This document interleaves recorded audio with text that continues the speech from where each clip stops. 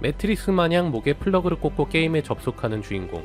미래석이 2126년에 발매된 엄청나게 방대한 메카 자유도를 자랑하는 가상현실 게임 위그드라실. 그중 최강의 길드라 불리던 아인즈울곤, 그 길드의 마스터가 주인공이었죠.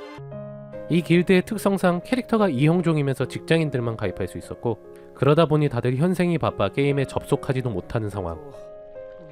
훗날을 기억하며 마지막 동료가 떠나버리고, モモンガさん、お疲れ様でした。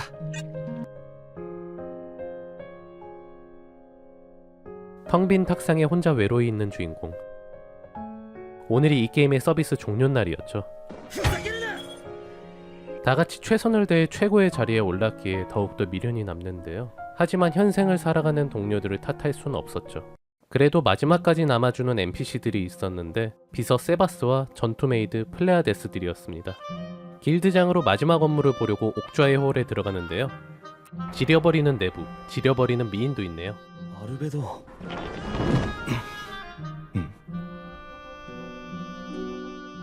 한껏 감상 후에 옥좌에 앉아 설정을 살펴보는데요. 빛이었네요. 何これ。 그래도 마음에 걸렸는지 설정을 바꿔주려고 하는데요. モモンガを愛している。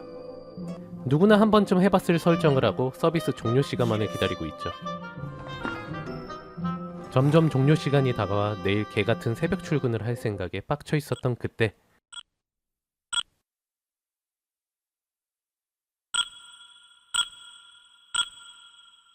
근데 이게 웬일? 종료 시간이 돼도 종료가 되지 않고 시간이 흐르고 있었죠. 거기에 메뉴창도 열리지 않고 GM한테 연락도 되지 않고 있었죠.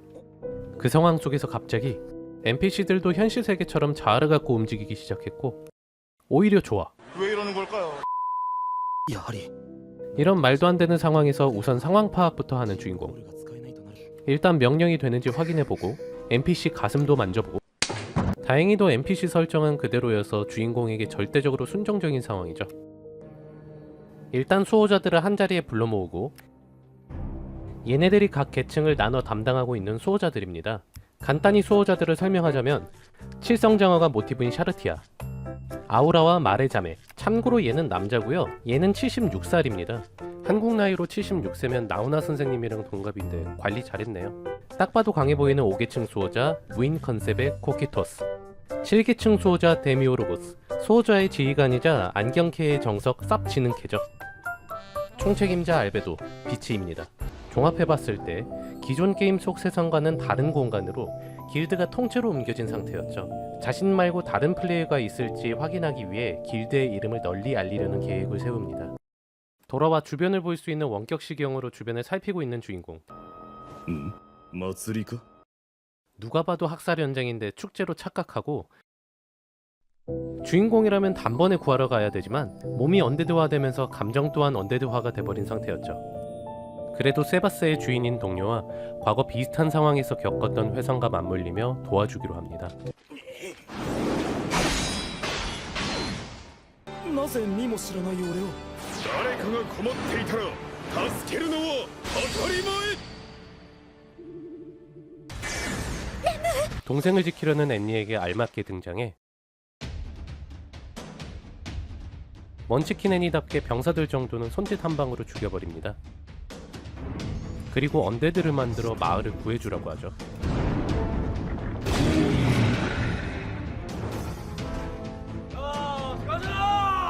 뒤늦게 온 아니 알베도랑 합류하고 상처를 치료해주고 보호마법까지 걸어주죠.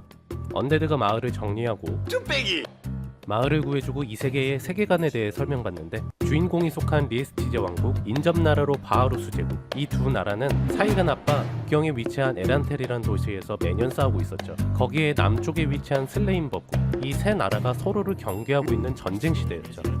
이때 리에스티제 왕국 전사장이 뒤늦게서야 도착하고, 아까 습격한 기사들이 슬레임 법국에서 제국 병사인 것처럼 위장을 하고 전사장을 죽이기 위해 판 함정이란 걸 알게 되죠. 주인공의 강함을 눈치채고 고용하려고 하는데, 단박에 차이고도 마을을 구해줬다면서 감사를 표현하는 보기 드문 인간성을 보여주고 본인을 희생해 마을 사람을 살리려고 죽으려고 떠나죠. 본인의 희생으로 부하들까지 살려주려고 하지만 죽으려고 돌아오네? 나름 선전하며 공방을 펼치지만 다구리에 장사 없다고 뒤지기 일보 직전인 상태. そろそろ交代だ 그때 위치가 바뀌죠. 갑자기 나타난 주인공 앞에 벙찐 병사들. な何者 자기가 살린마을을 죽이겠다고 한 말에 빡쳐서 도와주기로 했다는 츤데레 주인공. 역시나 단역답게 딜 계산 못하고 달려들지만 다시 한번 쪽수로 비벼보고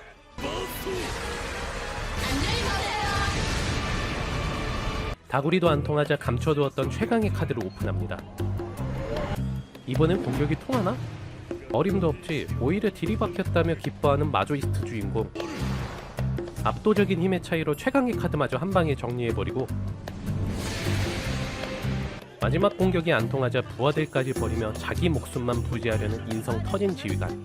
無駄なあがきをやめそこでおとなしく横になるせめてもの情けに普通なく殺してやる 이번에 소개드린 오버로드는 소설 원작으로 현재 애니메이션 3기까지 나와 있는데요. 4년 만에 4기 제작이 확정되었다고 합니다. 먼치킨 애니 중에서는 꽤 유명한 작품인데요. 보통 먼치킨 작품이면 주인공이 선으로 보여지는 경우가 많은데 오버로드는 피할 수 없는 절대적인 존재를 표현하면서 주인공의 행동 하나하나에 이유가 있고 그 인과관계를 서술해주며 보는 사람들의 이해를 도와주죠. 작가 또한 많은 이세계물이 주인공의 트롤짓이 합리화되는 것에 반감을 갖고 썼다는데요. 다른 이세계물에서 오히려 주인공이 난 주인공이니 니네들이 다 이해해줘 라며 뻔뻔스럽게 행동하면 개빡쳤었는데요. 이 작품은 주인공의 행동들이 다 입장이 있고 그럴듯한 이유가 있다 보니까 거슬리는 부분이 없었습니다. 개인적으로 개지루한 2기 혐저드맨 편과 3기가 좀 루즈한 걸 빼면 재밌는 작품인데요. 먼치킨 애니답게 한 방에 다 죽여버리고 중간중간 주인공이 원래 세계에 완전 정반되는 모습을 보여주는 게 나름 꿀잼입니다. 거기다 영상에서 다루지 못한 수호자들도 먼치킨 성향이 있기 때문에 지루할 틈 없이 쭉 봤던 애니입니다. 개인적으로 1기는 꼭 보시길 추천드리면서 그럼 이만.